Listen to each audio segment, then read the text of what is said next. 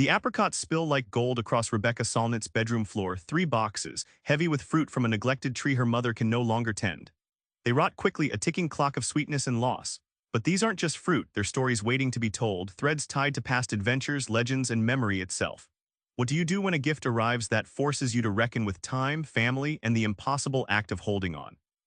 Solnit's apricot windfall isn't simple fruit. It's a puzzle that unfolds into stories of survival, memory, and metamorphosis.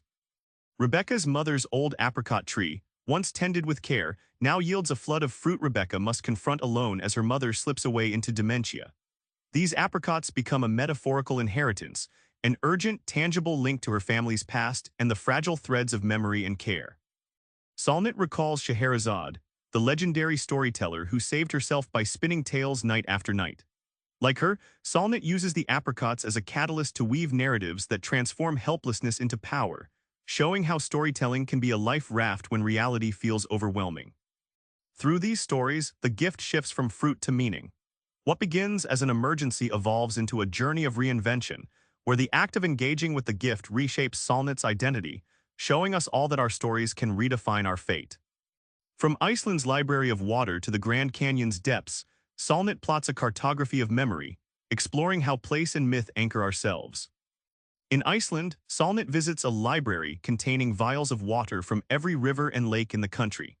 This poetic archive becomes a metaphor for how we map our inner geography, collecting fragments of experience and memory before they slip away like spilled apricot juice. She draws parallels between monsters, like the mythical beasts in folklore, and the personal demons we battle when facing loss and change. These beasts aren't just threats, they're shapes we give to our fears, helping us confront the unknown in stories that give form to chaos. Solnit's mother's fading memory is echoed by the shifting landforms she explores.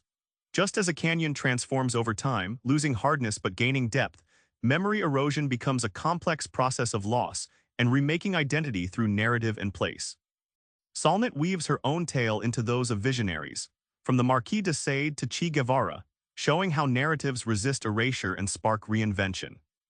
Rebecca reflects on de Sade, whose provocative and often brutal writings challenged conventions, illustrating how stories can destabilize power and provoke new ways of seeing the world, just as her apricots unsettle the quiet of her summer. Mary Shelley's Frankenstein emerges as a metaphor for creation out of chaos. Shelley transformed fear and loss into a sublime story about the human condition, mirroring Solnit's own attempts to remake meaning from her summer's emergency.